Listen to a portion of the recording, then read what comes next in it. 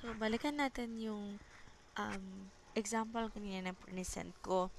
Ito yun. Calculate the heat required to transform 5 grams of ice at negative 10 degrees Celsius to liquid water at 80 degrees Celsius. Use the following specific heats. Okay.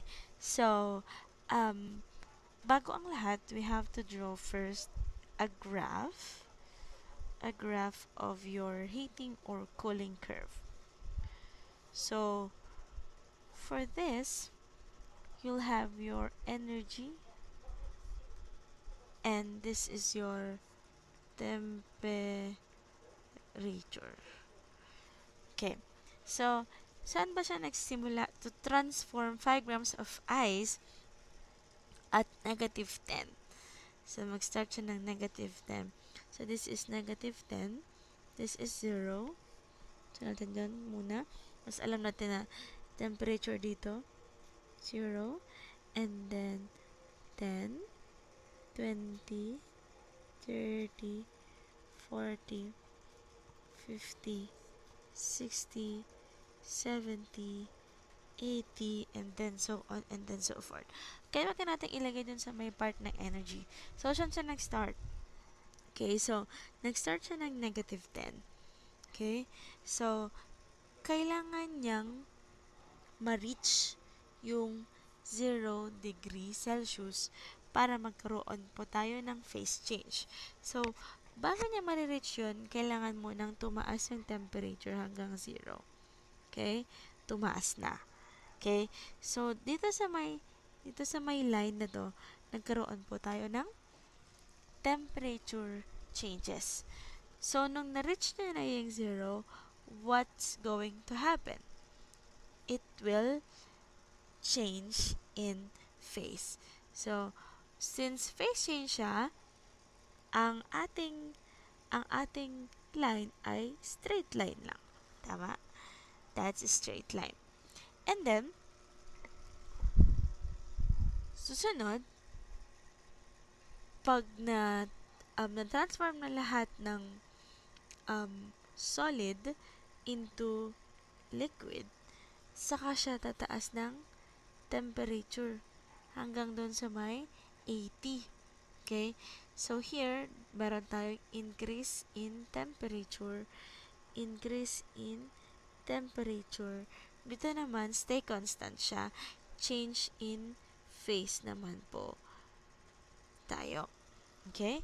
So, sabi niya, liquid water at 80 degree Celsius. So, ang tanong dito, how much energy yung kakailanganin para matransform yung 5 grams ng ice into 80 degree Celsius. So, dagdagan natin itong example na to. Example, gawin natin para ma-reach niya yung 110 degree Celsius. Para makita ninyo yung isa pang phase change. So, example, taasan natin. This is 90, this is 100.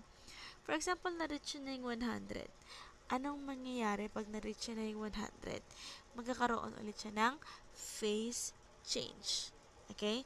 So, pag nagkaroon na siya ng phase change ulit, i-transform na lahat ng liquid to gas. This is your solid, this is your liquid, this is your pag-gas na tayo. Pag na-transfer na lahat ng liquid into gas, that's the only time again na mag-i-increase siya ng temperature. This is already your gas. So, para hindi ka malito kung paano mo i-solve yan, you have to divide it into segments. This is AB, this is BC, this is CD, E, and F. Okay. So, para hindi ka malito, you have to really take note of the following segments. You have to solve it separately. Unahin po natin si segment AB. So, dito sa may segment AB, tingnan natin kung siya ay nag-increase ng temperature or nag-phase change. Since itong segment AB natin ay eto, ano ibig sabihin ng line na yan? There is a change in temperature. Okay? Therefore, ang gagamitin natin equation ay Q and Q M cat. Okay, so you have to identify your given natin na mass ay 500 grams. So, 5 grams. So, nag-transform siya from, ang initial temperature natin ay -10 kasi sabi niya from. Okay, at i-transform natin siya, i-convert natin i-transform natin yung ice into melted liquid. So, ano ang kanyang final temperature for this segment? It's 0. Okay, so, i-input mo lang yan. Q is equal to MCAT. So, 5 grams times the specific heat. Ano yung specific heat ang gagamitin natin? Since nito ay nasa ice pa din siya, you have to use the specific heat of ice. Okay, so the specific heat of ice is 2.108 joule. Okay. And then, your change in temperature is equal to Tf minus Ti. What's your Tf? It's 0 minus -10. Okay, so you're just going to input that in your calculator and then you will get, you can pause this video so you can solve for a while. Ito siya. So, it's 5 times 2.108 times 0 minus, you have to take note ha, yung part na mag-double negative to. Okay, take note of that. So, your answer here is 105.4. Okay, answer is joule. Okay, so this is your answer for your segment AB. Okay, next naman po tayo for your segment BC. For your segment BC, ito siya. Okay? Andito siya sa part na to. Ito siyang part na to. Okay, so, paano mo yan i-describe? Flat line lang siya, tama? Since flat line lang siya, ang meron sa kanya ay phase change. Kung phase change siya, anong gagamitin mong equation? It's your Q and H. Since nandito siya sa part na to, ang gagamitin mo dito ay heat of fusion. Given lang po ito. Your heat of fusion is 6,000 joule per mole. So, what's your N? Your N is your mole. Paano mo kukunin si N? Okay? So, it's grams or mass over the molar mass of the substance. Since ang mass na given ay 5, ano ang molar mass ni water? You know that what you're looking for water. Ang molar mass ni water ay 18 grams given to ha, molar mass ng water yan. So, kung i-input mo yan sa calculator, ang makukuha mong N mo ay 5 divided by 18 maging 0.28 mole. Ito ngayon yung i-insert mo dun sa may equation na Q, N,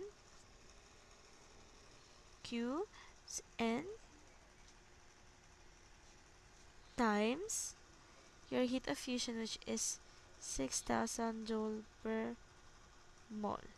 Okay, cancel your mole. So, your answer here is 0.28 times 6,000. That's 1,680 joule. So, may sagot ka na for Q, BC. This is QBC. This is QAB. Okay. So, next naman po tayo for your segment CD. For your segment CD, okay, what can we say about the graph? Is it phase change or is it temperature change? Nagkaroon siya ng change in temperature, this one. Okay? Hindi siya flat. Okay, so change in temperature. Since siya ay change in temperature, ang gagamitin natin ay Q, M, cat. Okay, so once again, your mass is 5 grams. Your C, ay ano na naman gagamitin natin na C? Since siya ay nasa liquid na po na part, ang gagamitin natin ay yung C of water, which is equal to 4.186 joule grams Celsius. Ano ba? So, your change in temperature, once again, is TF minus TI. What's your TF? TF is kung hanggang saan siya nag-stop dun sa may D. Ano siya, saan siya nakastop? Hanggang dun sa may 100. Kasi di ba pinalitan natin doon, hindi na siya 80. Ginamit natin siyang gamitin natin mag-i-stop siya hanggang dun sa may 100. That's your final temperature. At ang initial temperature mo ay 0. Okay? So, your TF is 100 and your TI is 0 degrees Celsius. So, you're just going to input that in your calculator. Q is equal to 5 grams times your specific heat, 4.186 joule, times your TF, which is 100, minus 0. So, your answer is, you can pause this video and solve this. 5 grams, 4.186, 100, nay, 100 minus 0. So, ang sagot po natin ay 2,000.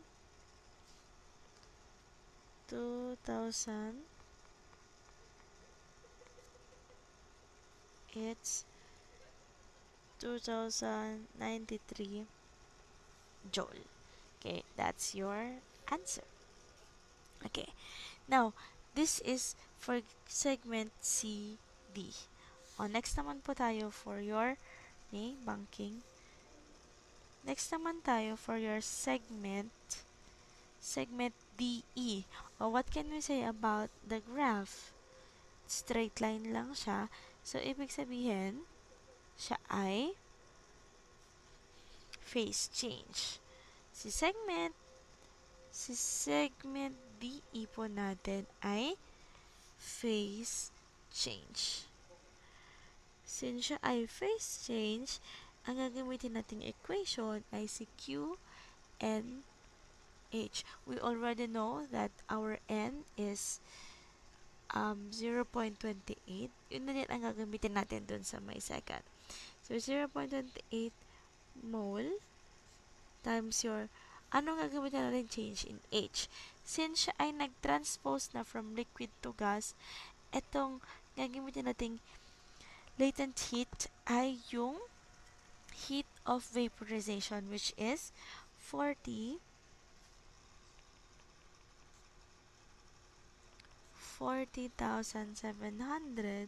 joules per, and then you're just going to input that in your calculator, 0.28 moles times 40,800 joule.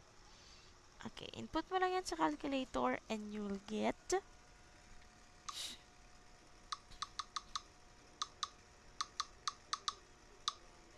11,396 joule. Ayun na yun. So, this answer is for QDE. Okay. So, tingnan naman natin yung segment E to F. What can you say about the shape? It's slope, diba? Slope line.